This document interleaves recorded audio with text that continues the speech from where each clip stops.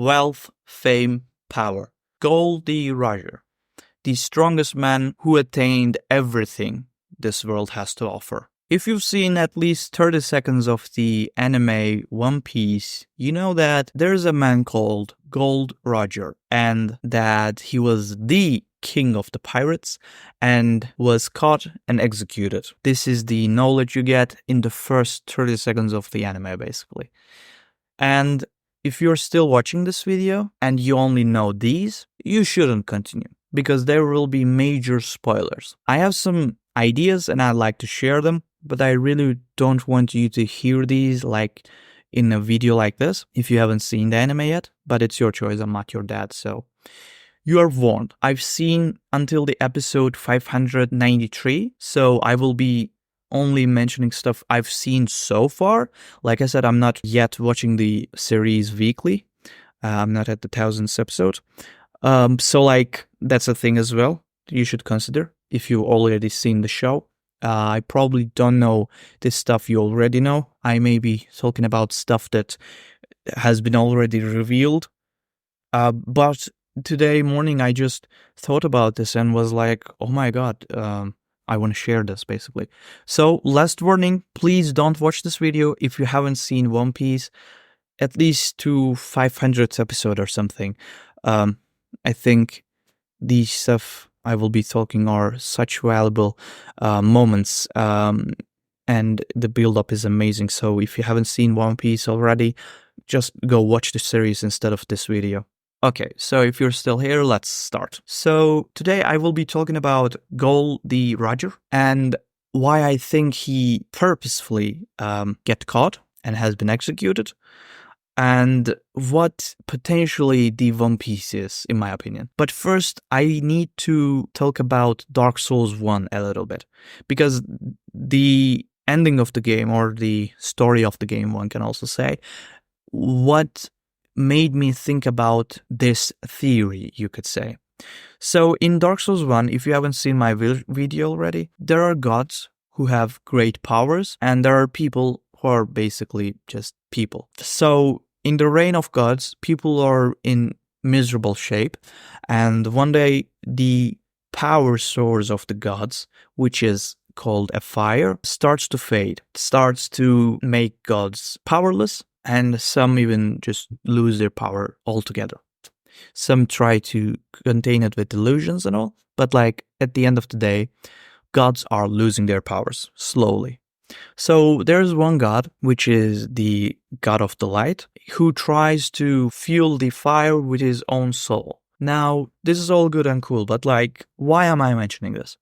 Because in the story of Dark Souls 1, the gods are waiting for someone, a chosen undead, as they say, and that someone has to travel all the places that we travel in Dark Souls 1 and kill all the gods and reach to the fire, basically. And the hopes of the gods is that this person, who is powerful enough to get through all the trouble and kill all the gods there are, could be a sufficient fuel, basically. So we are that fuel. In the game, you can either choose to give yourself to the fire and let the current system go on, or you can choose not to, but we're not going to dive into those. What I want to talk about is gods were waiting for a powerful being, a powerful someone to pass on this basically fueling thing so that they can reign longer. And that is actually what I think Roger did. In One Piece, we actually get to see Whitebeard talking while drinking with Roger. And Roger is saying basically, well, I don't have much time left, I will be dead soon, and all that good stuff. Whitebeard also mentions that whoever inherits the will of Roger will be inheriting it with the history of this world, of these decades of history on their back, basically.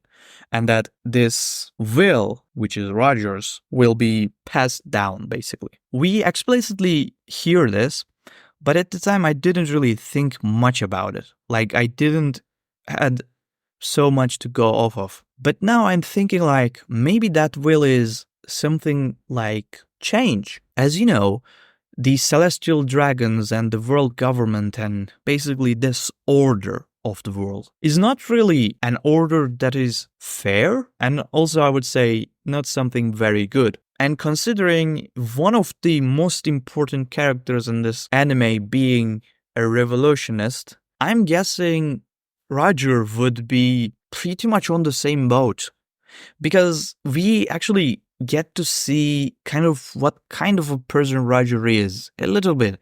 We get crumbs, really. But I think when you consider everyone saying like, oh, Luffy, you're just like Roger and all, I really think, I truly believe that is true.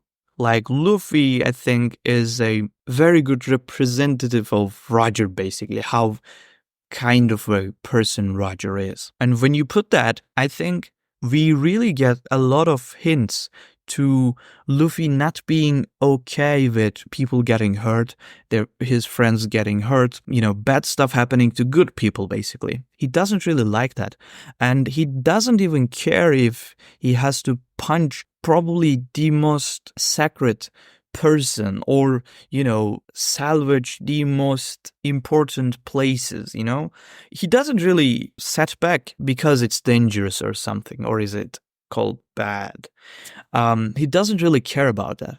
And I think Roger is the same. So my theory is put basically, I think One Piece is Roger's will.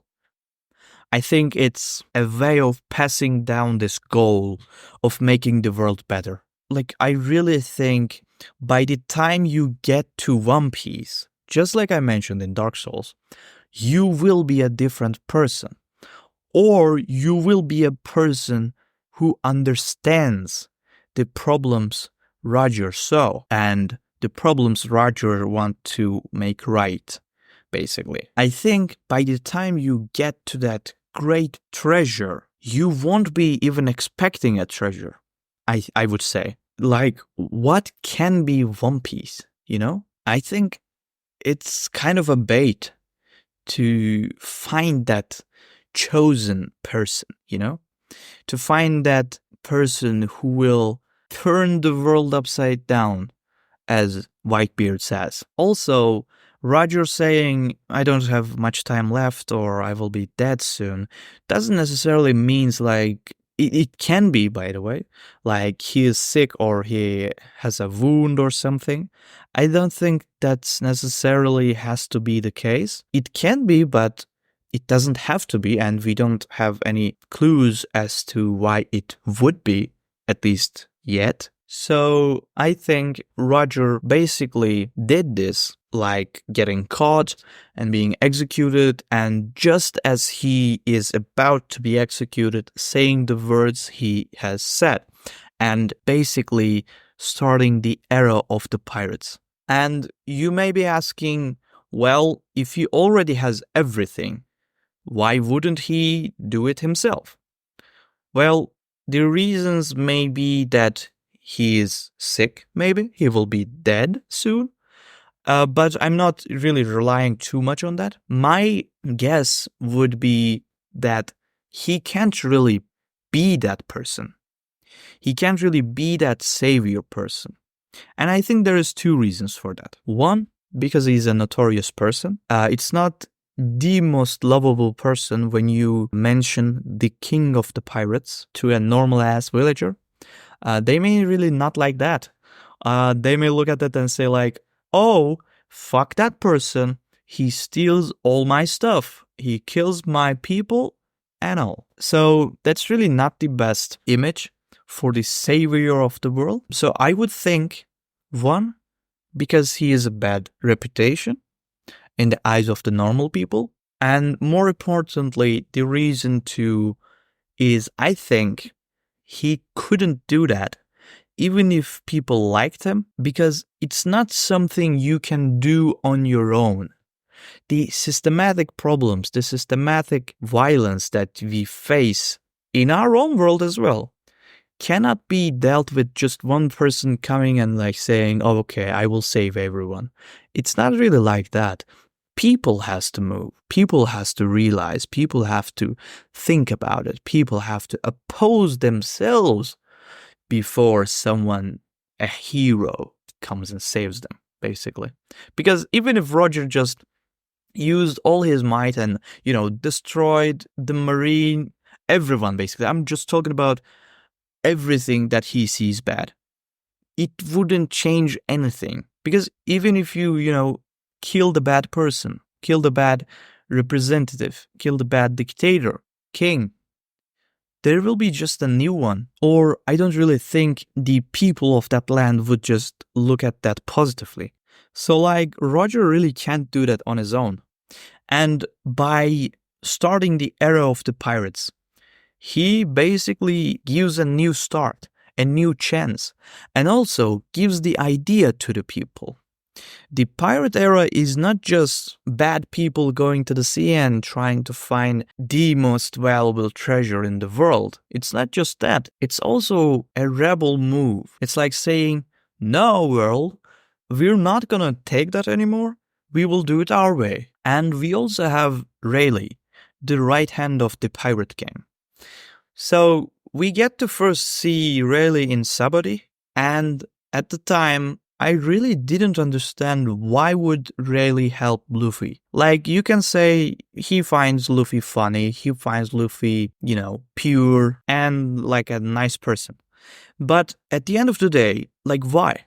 That's really not just an answer for me. That's really don't cut for me. So what I think is Rayleigh really sees potential in Luffy, and in not just Luffy being a good person or something, not just that, or him being really similar to Roger, not just that. I think Rayleigh really sees the potential of Luffy fulfilling Roger's will. Think about it. By the time Hachi brings Luffy to Rayleigh, Luffy and the crew already tear down Enies Lobby, beat Rob Lucci and CP9, declared war against the world government, and by the second time they meet, Luffy has basically not only get into the Impel Down, started or joined an uprising in there, got to the very bottoms of the place and got many prisoner out. He also got to Marineford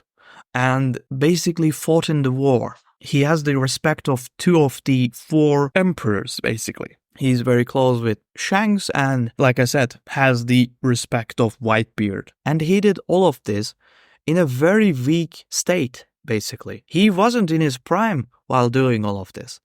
I think that's why Rayleigh helps Luffy. He sees that potential.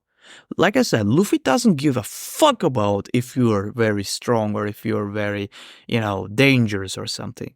If you are the world government, he doesn't care about that. I think that's what's needed. I think that's what Roger was looking for, was hoping to get in the next generations. Also, not only Rayleigh, but Kuma, who is the part of the Revolutionary Army, basically. Bartholomew Kuma handpicks places to send the Straw Hats so that they can get stronger. He handpicks every island. He saves them from an admiral who was about to capture all of them. Why? I think that's why. I think the Revolutionary Army really has some nice plans for Luffy. I think that's really the case. And I think the One Piece is that we need to change stuff in the world. I'm really positive on that. But we'll see, these are just my thoughts. I was just rambling, and this morning I was really, and I'm still very excited about this theory, This may be a very simple thing, by the way. You may have already taught this in the 3rd episode of the series or something. I don't know. Or maybe this is already revealed. I don't think what the One Piece is explicitly revealed. That wouldn't really make sense. But I'm really avoiding every and all spoilers. So I really didn't want to, look into it, read forums and stuff, because I didn't really want the potential chance of spoilers, basically. So I would really love to read what you think about this, but please don't include spoilers. I'm really trying my best to avoid every spoiler. I'm really enthusiastic about this show. I really like it. So I really just want to experience the show as it is, not knowing much beforehand. I've, of course, had some spoilers, but whatever I can avoid is always welcome. And yeah, I think that's really about it. I just wanted to talk about this a little bit. Like I said, I'm not watching One Piece weekly, so all my thoughts are from the information we get up until episode 593. So please take that in note. And yeah, that's really about it. See ya.